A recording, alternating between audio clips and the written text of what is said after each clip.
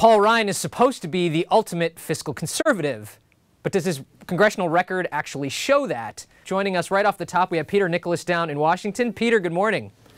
Hi, Rolf. How are you? I'm good. I'm good. So this is fascinating, and just people haven't yet focused on it.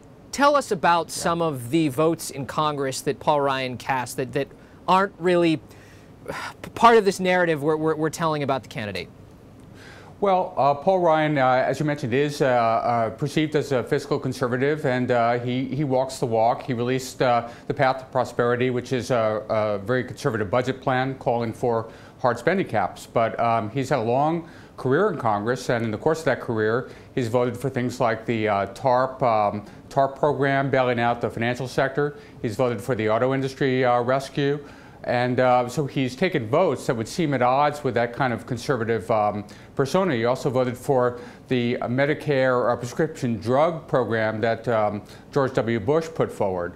And what we've learned also is that although he voted against President Obama's stimulus program, he quietly sent 4 letters to the Department of Energy on behalf of different organizations in his district, touting and promoting different stimulus grant applications. Which is interesting because you have a great quote in your story today in the paper that basically says that really gets to the nut of the real conflict when you're trying to lift someone out of Congress for national office, right. the conflict of representing a district versus representing the nation. Talk a little bit about that.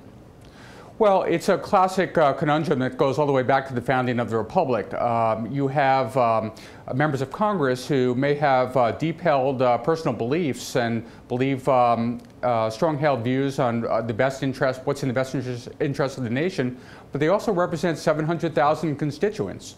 And those constituents have interest. In some cases, they want a piece of that stimulus money. And the congressman may feel an obligation to those constituents. It's basic constituent service.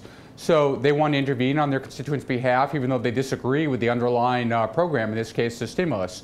So that's a tension that's been playing out for a couple hundred years in America, and likely is not going to be resolved soon. So also, let's talk about Medicare Part D. This one in particular, because as we know in the Ryan budget, he talks about really the unfunded liabilities of Medicare. And we talk basically, if we assume that Medicare costs are going to grow over time, our liabilities, what we're going to have to pay for, are in the multiple trillions of dollars. And in fact, Medicare Part D, the prescription drug benefit, is really one of the largest spending programs in that sense that we've really ever instituted. And yet, but he voted for that, and yet now he's saying to roll it back. That's I mean, right. how does he square that circle?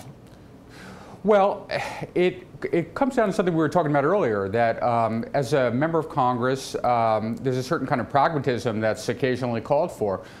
Rick Santorum talked about this during one of the debates, that to some degree, you know, you're a member of a party. In this case, George W. Bush was the leader of the party. He supported this program. Republican members of Congress, many of them lined up, including Paul Ryan. Paul Ryan now is putting forward a very different kind of Medicare plan. That he, you know, would turn Medicare into something of offer a subsidy so that people could afford it, but wouldn't be like the Medicare program that we know. So it comes down to a tension between what a legislator believes, in some cases, what he or she feels is their obligations as a member of a party.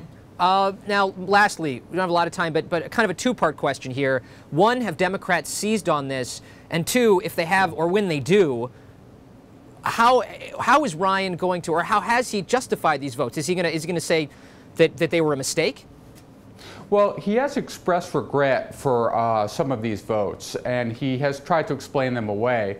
And so this is something that Democrats are absolutely going to seize on. Democrats are now poring over his record. They have a pretty robust opposition research team at their disposal, you can be sure.